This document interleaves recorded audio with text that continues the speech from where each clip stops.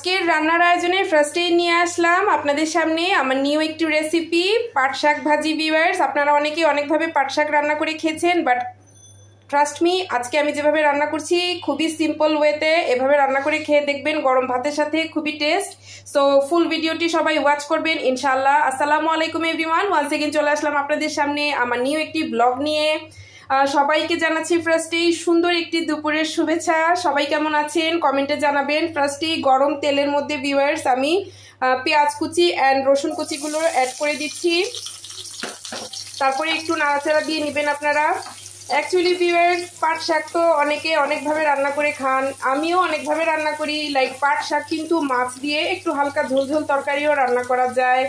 দেন হচ্ছে পাট শাক কিন্তু পানি সেদ্ধ রসুন দিয়ে যেটা করি ওইটা আমি শিখেছি আমার মাম্মির কাছ থেকে। মাম্মির হাতের রেসিপি অসাধারণ, মানে সবগুলো রেসিপি ওনার হাতে, সব ধরনের রান্না অনেক বেশি ডেলিশিয়াস আলহামদুলিল্লাহ। ওনার ধারে কাছে দিয়েও তো অ্যাকচুয়ালি আমি নাই, তারপরেও ছোটোবেলা থেকেই ট্রাই করেছি, ওনার পাশে পাশে থেকে দেখেছি উনি কিভাবে রান্না করেন। ম্যাক্সিমাম টাইম দেখা গিয়েছে ওনার রান্নাগুলাই আমি অটোমেটিকলি আমার নেচারের মধ্যে চলে এসেছে। তো ওনার হাতের রান্না খুবই টেস্ট, তো আমি ওনার হাতের রান্না কিছুটা হলেও পারি, ওই ধাঁচের ওই টাইপের রান্না করতে, ওইটাই আমার কাছে আলহামদুলিল্লাহ।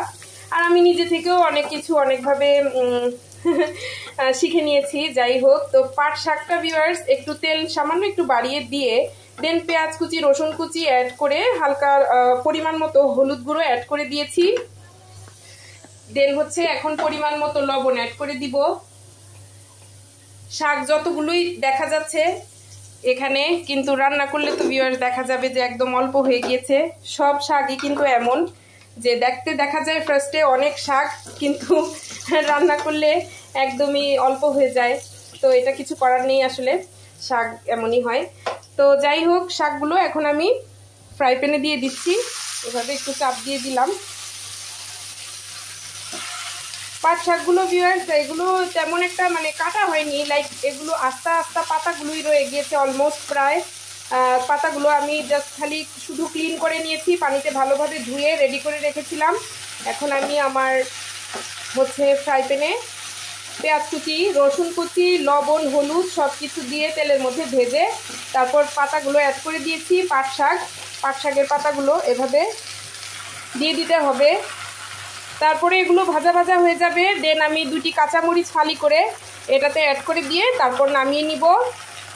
তো এগুলো এমনিতেই মানে জাস্ট মজে যাবে ভিউয়ার্স, এভাবে থাকতে থাকতেই সেদ্ধ হয়ে যাবে। তারপর শাক রান্না করা হয়ে যাবে। দেন হচ্ছে গিয়ে গরম গরম ভাতের সাথে আপনার এরকম পাট শাক ভাজা, একদম মানে পাট শাক ভাজি বাট ভাজা ভাজা পাট শাক, এই রেসিপিটি বাসায় ট্রাই করবেন এখনও যারা ট্রাই করেননি। তো দেখা হচ্ছে আমার নেক্সট ভিডিওতে। থ্যাংকস ফর ওয়াচিং, আল্লাহ হাফেজ।